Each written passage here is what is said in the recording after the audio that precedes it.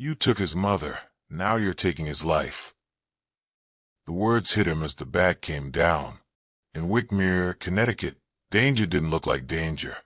It looked like glass walls, fresh flowers, and a perfect front door that always stayed locked. Bramwell Hale believed he had already survived the worst loss of his life. His wife, Rowena, was gone, declared unfit, removed for the sake of peace. What he told himself was that his infant son, Stellan, was safe now. But safety can be arranged, and protection can be performed. Tamika Jean Brooks arrived as a helper, not a hero. A poor woman with quiet hands and a past she never spoke about. From the very first week, she felt it. This house was not quiet because it was calm. It was quiet because something was being managed. What none of them understood yet was that silence was only the beginning. Before we continue, please like, share, and subscribe, and tell us in the comments where you're watching from. Now let's dive back into the story. The house stood still during the day, as if the walls were trying to forget the screams that came with the night. Stellan, only months old, barely stirred until darkness fell. Then, like something inside him cracked open, he would wail, wild, shaking sobs that rattled the baby monitor and pierced every corner of the marble halls. Tamika had noticed it from her first night. The rhythm, the cycle, the silence in daylight wasn't peace, it was absence. Though Bramwell came home every evening at 6:45 sharp, Tamika had never once seen him hold his son. He would brush past the nursery, loosen his tie, and vanish into his study with a glass of something golden. His eyes were vacant, like he was watching a memory that wouldn't stop playing. He didn't speak to Lydia much, not even when she handed him carefully folded updates from the pediatric team. Lydia, radiant in tailored crimson, moved through the house like she owned every beam of light. She didn't raise her voice. She didn't have to. She commanded. The routines, the feedings, the temperature of Stellan's bathwater, all were written in pen on the fridge calendar, dictated by Lydia. Any deviation was corrected by her narrowed eyes and slow, deliberate words. And yet, for all her order, Stellan shrank at her presence. He could be screaming, flailing, inconsolable, and the moment Tamika took him into her arms, he would stop, eyes wide, breath hiccuping into stillness. Peace in the shape of a maid's embrace. But then, Lydia's heels would click down the hallway, and he would start again. The child wasn't colicky. He was afraid. There were framed photos in the master bedroom, portraits of Bramwell holding a smiling woman in sunlit gardens. None were recent. Dust had settled on them, and one was turned face down on the dresser. Her name was rarely said aloud, only in whispers. Rowena. Tamika had asked once, lightly, as if in passing.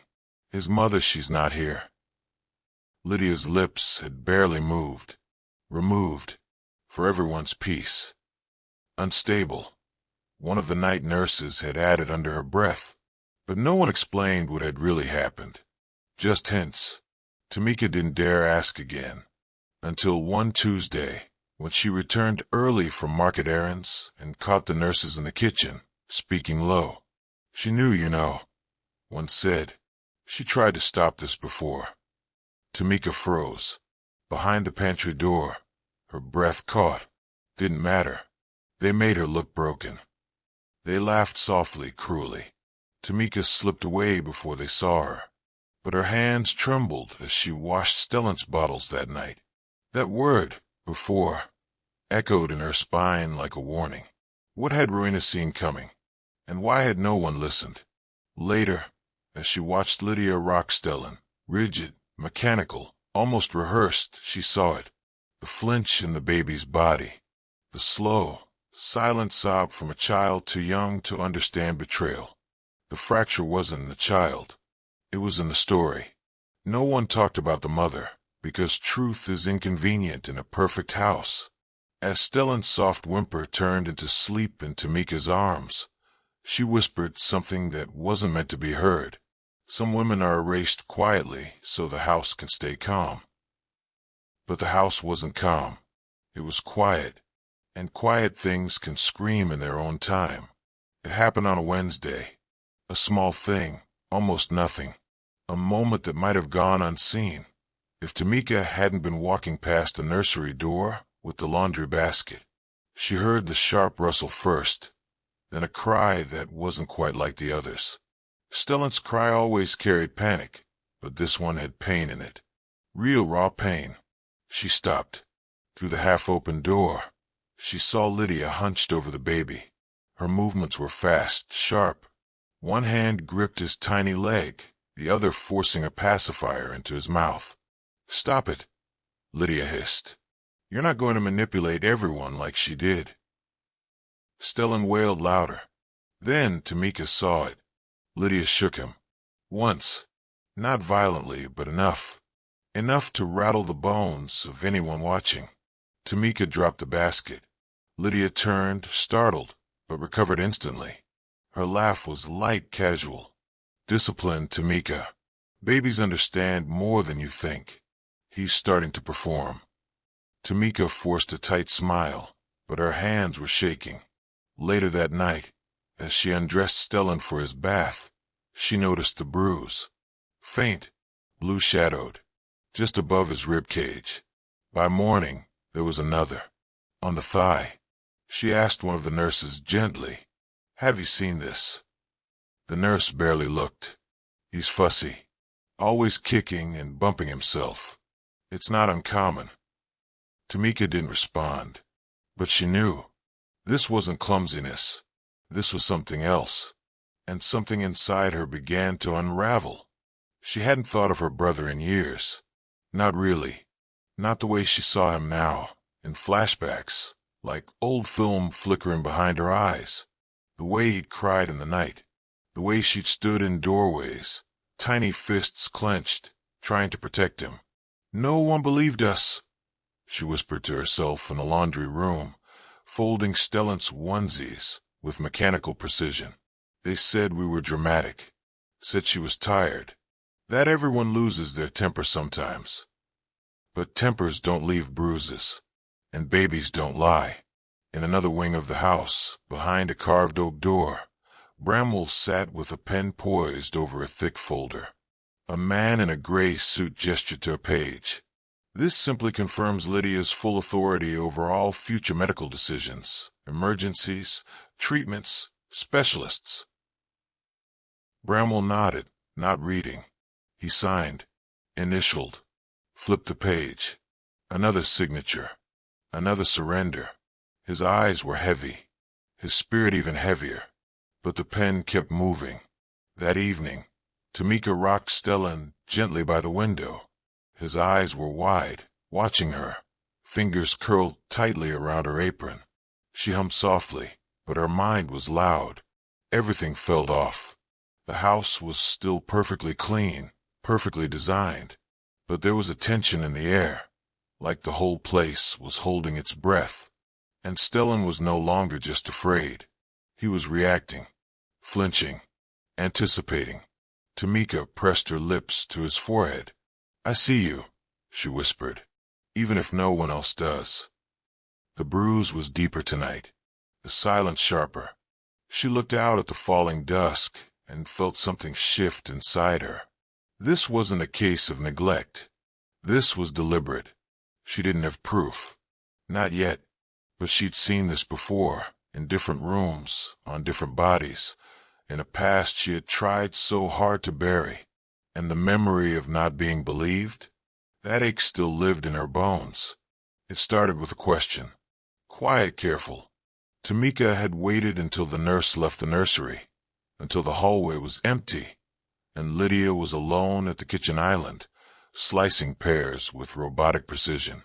"I noticed some new bruises," Tamika said softly, not meeting her eyes. "On Stellan's back. He hasn't been falling, has he?" The slicing stopped. Silence stretched. Lydia didn't turn. "I'll assume," she said slowly. "You're asking out of concern, not accusation. Tamika nodded once. Then let me be clear, Lydia continued, turning now, smiling, but with eyes that sliced deeper than the knife in her hand. He's a growing boy, clumsy, sensitive, and I don't need my staff second-guessing me. Tamika swallowed hard. Lydia stepped closer, placing the blade down with care. You were hired to clean, not diagnose. Stay in your place, Tamika. From that moment, things changed. Tamika's access to Stellan became timed, structured, supervised. Her favorite hours, the soft, sacred twilight ones when he'd calm in her arms, were replaced by chores on the far side of the estate. She noticed cameras now blinked in places that had once been private. A new keypad appeared outside the nursery door. She didn't have the code. And the nurses, they no longer spoke to her, at least not about Stellan. Their reports, once casually left on the kitchen counter, now vanished directly into Lydia's study. Tamika watched it all, lips sealed, heart screaming, but she didn't stop. When no one was looking, she snapped quiet photos with the cheap phone she kept hidden inside the laundry basket. The bruises, the scratches, even the strange red mark once shaped like fingers. She started keeping a notebook, wrapped in plastic beneath her cleaning cart. Dates, times, patterns. She would not be silent again, because this time, the child didn't just need protection. He needed witnessing. One rainy afternoon, while dusting the front foyer, Tamika noticed a mail bundle stacked in the drawer of the console table. She paused. Lydia always insisted mail be delivered directly to her, and this drawer was always locked. But today it was open. Curiosity wasn't safe in this house, but it was necessary. She thumbed through the stack. Bills, magazines, then a letter, faded handwriting, the envelope slightly torn, addressed to Rowena. Her chest tightened. The return label was smudged, but the date was recent. Why would mail still be coming for a woman no one had seen in months? Why hide it? She slipped the envelope into her apron and returned to dusting. Her hands shook. She didn't open it. Not yet. Not here. But the weight of it burned against her side, like it held truth or danger. That night, she sat in the linen closet with the door shut, letter unopened in her lap, and Stellan's photo journal beside her. The silence of the house wasn't peace anymore. It was control, thick, padded, suffocating. She touched the sealed envelope with reverence. Not every prison has bars. Some use comfort and silence. This house had both. It smiled while it swallowed you whole. And now, something was watching her back. She could feel it. It began with a name and a sealed envelope, and a choice Tamika couldn't unmake. She waited until her shift ended, until the sun dipped behind the tall hedges, and she wasn't followed. In the dark, she handed the letter to someone she trusted, someone from town who asked no questions and owed her a favor. 3 days later, the reply came, folded into a takeout menu, tucked discreetly into the bottom of her laundry bin. A phone number, a warning, and a truth she wasn't prepared to hold. Rowena hadn't vanished. She'd been taken. Tamika sat on the floor of her tiny room above the garage, phone pressed tight to her ear. The woman's voice on the line was strained, tired, but sharp. Too sharp for someone who'd supposedly lost her mind. I was told to rest, Rowena said bitterly. Told I was unstable. Postpartum. That I needed evaluation. I begged Bramwell not to listen. I told him Lydia was hurting the baby. A long pause. He said I was paranoid, that I was projecting, that I needed help before I hurt Stellan. Tamika's throat burned. They put me in for observation. Just a few days, they said. But when I came out, I didn't have custody. I didn't even have access.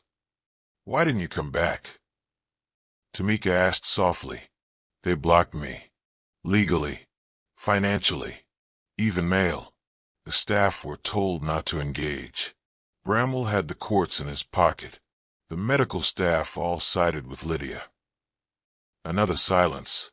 She's getting worse, isn't she? Tamika didn't answer. She didn't need to. Rowena's voice dropped to a whisper. She'll escalate.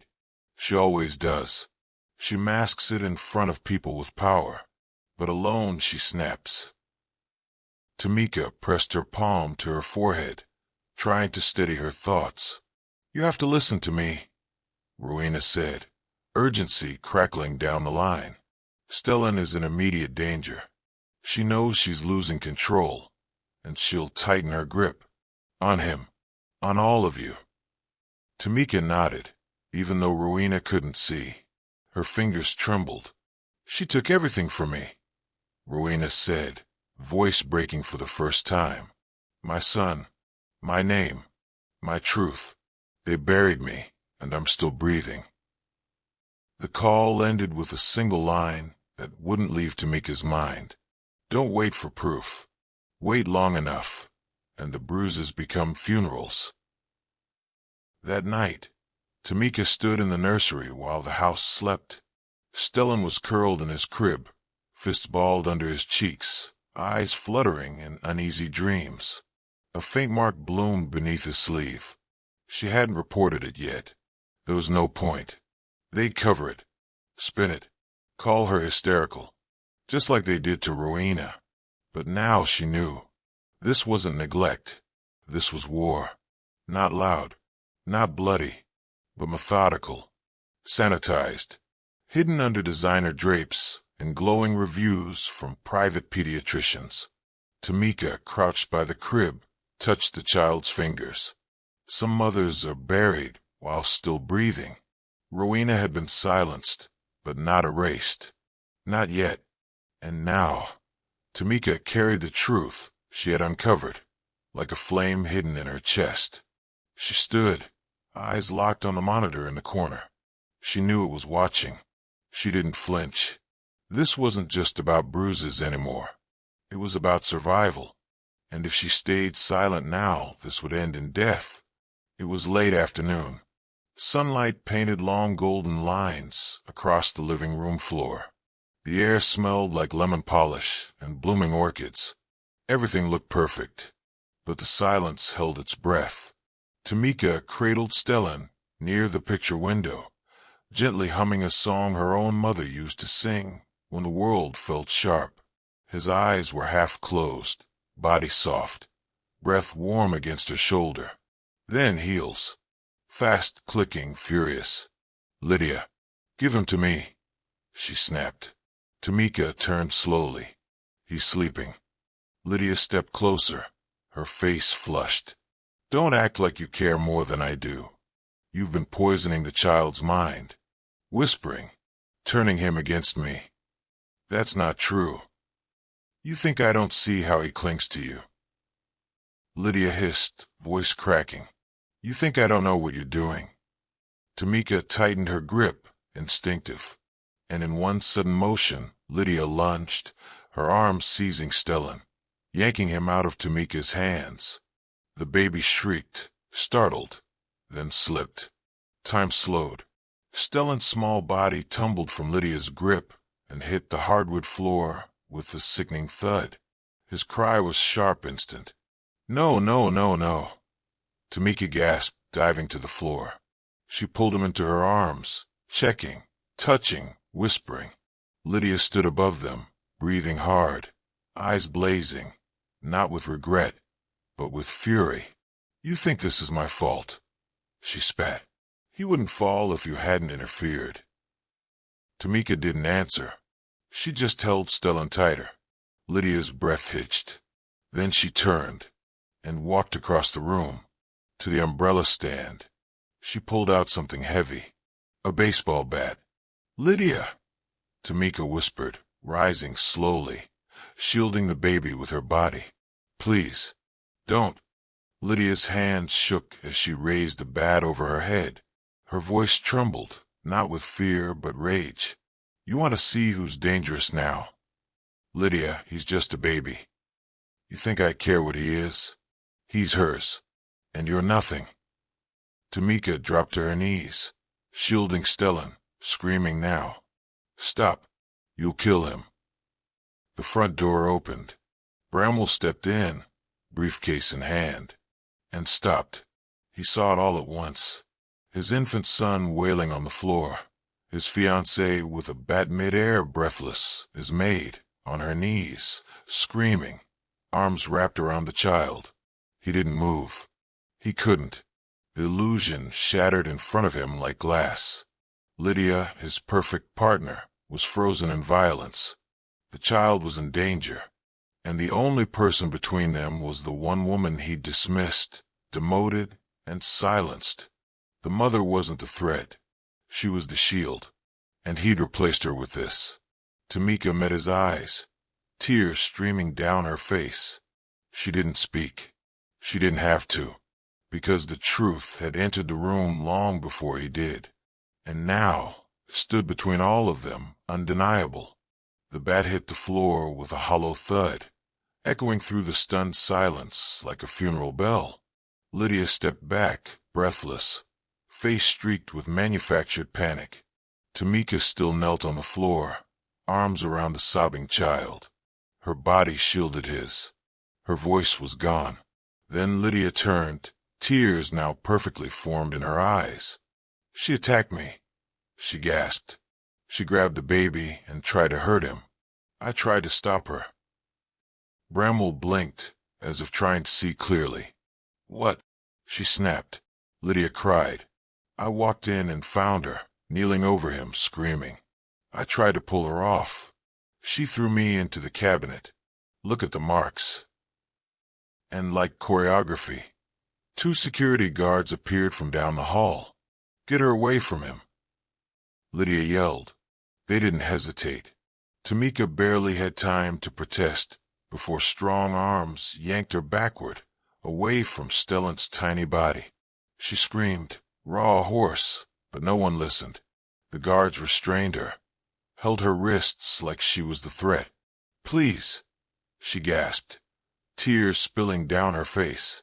She dropped him. She was going to hit him with.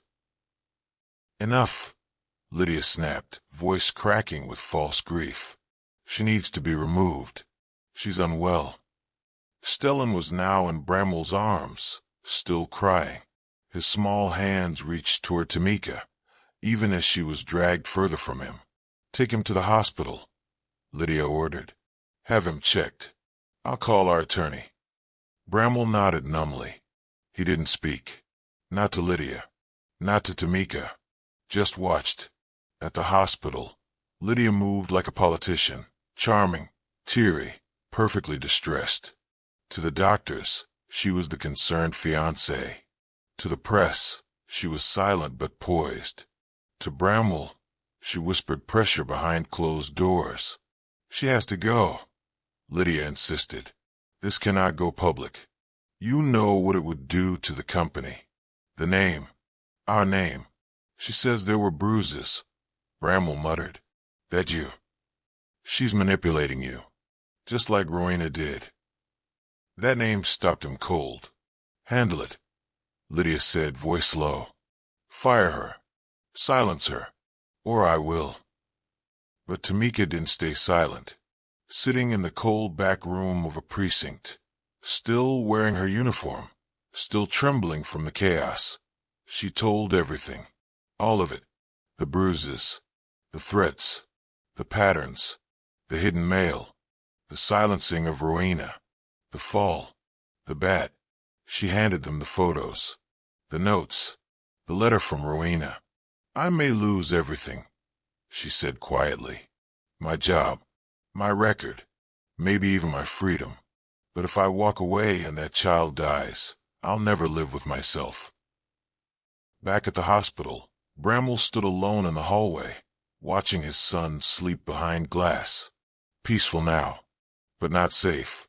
He remembered the nursery, the screaming, the way Lydia's hand had gripped the bat, not in defense, but with intent, and Tamika, on her knees, protecting a child that wasn't hers, risking everything. He closed his eyes. He could bury this, keep his name clean, silence the staff, pay off the press, rewrite the story again. Or he could tell the truth and let it all burn. Reputation, engagement, family, everything. Because sometimes grace doesn't look like winning. It looks like losing everything first. The machines beeped gently in the background. Stellan lay in a white hospital crib, feline taped to his arm, tiny chest rising and falling beneath layers of soft cotton. A bandage curled beneath his onesie where the bruises ran deep on his ribs, across his back. Internal trauma, but he was alive. The doctors said it plainly. This didn't happen in one night. There were signs of repeated injury, impact, pattern bruising, small fractures in various stages of healing. No one looked Tamika in the eye when they said it, but she saw the truth in their silence. He hadn't been safe for a long time, and now someone had to answer for it. There was no press, no flashing lights, no viral headlines, just two men in dark suits who walked into the estate, quiet as shadows, and walked Lydia out the same way. No one screamed. No one wept. She didn't struggle. She just looked at Bramwell one last time, her eyes hard and unreadable. He said nothing. She disappeared into the back seat of an unmarked car. No spectacle, just a slow, suffocating end. It took 3 more days before the hospital allowed it. Rowena's name had to be cleared, her history reviewed. The same professionals who declared her unstable now quietly corrected their assessments. There were no apologies, just paperwork. On the 4th day, she walked in. Her hair was darker now, her frame thinner. A long coat covered her like armor. She stood in the doorway for a long time, unsure if she was even allowed to move closer. Tamika nodded gently. He's awake. Rowena stepped forward, stiff, mechanical. Her eyes scanned her child like she was trying to remember what love looked like, and whether she still deserved to feel it. Stellan blinked up at her. He didn't cry, but he didn't reach. He just watched. She sat beside the crib, brushing a strand of hair from his forehead with trembling fingers. "Hi, baby," she whispered. "Mama's here." No swelling music, no joyful tears. Just a mother trying to reconnect with a child who had been taken too long. Tamika stepped out of the room and closed the door behind her. Some things weren't meant to be witnessed. Bramwell sat in the hallway, eyes bloodshot, tie askew.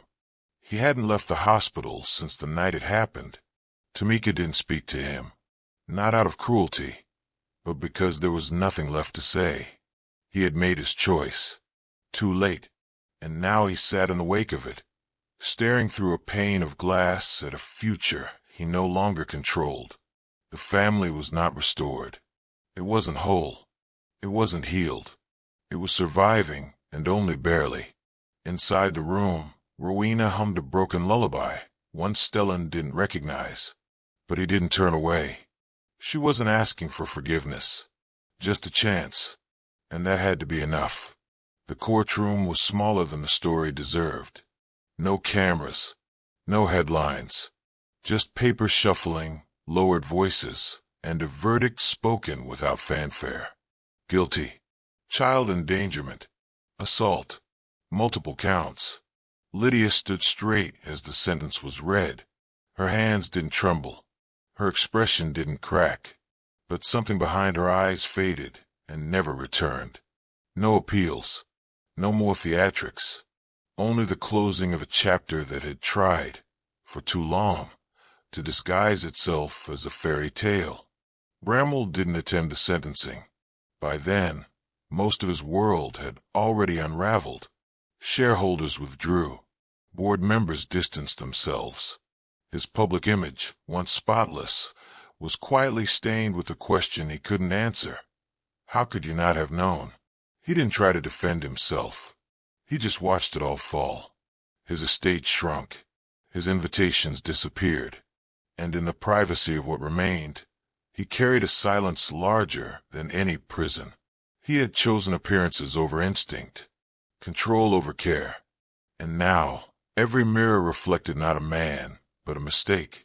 Rowena didn't return to the estate. She and Stellan moved into a small townhouse outside the city. Modest, clean, nothing in it whispered of wealth. But the windows opened easily, and no doors had locks she didn't own. Their reunion was still learning to breathe. Stellan took weeks before he smiled in her arms. Even longer before he reached for her hand without being coaxed. There were no overnight healings. Only slow, imperfect moments stitched together in quiet. A story rebuilding itself. Tamika never left completely. She didn't return as a maid. She simply stayed. Some days she watched Stellan while Rowena ran errands. Other days she sat beside them at the park, telling him silly stories or pushing his stroller when Rowena's hands grew tired. No one asked her to. She didn't ask to be thanked. She just came. Gently, consistently. A quiet protector. The kind that doesn't need to be seen to matter. Bramwell came once. It was months later.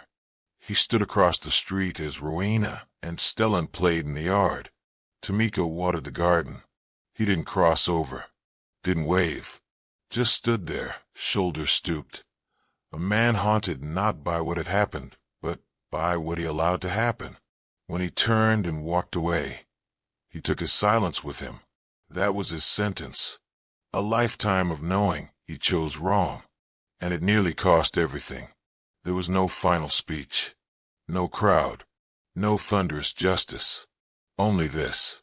Rowena held her son's hand as he walked through leaves for the first time. Tamika laughed when he tried to chase a bird he couldn't catch. And the world moved forward, scarred, but not destroyed. Some stories don't ask for applause. They ask to be believed sooner. Because sometimes the miracle isn't in what gets restored. It's in what finally gets revealed. The bruises, the silences, the second chances, and the women who refuse to look away.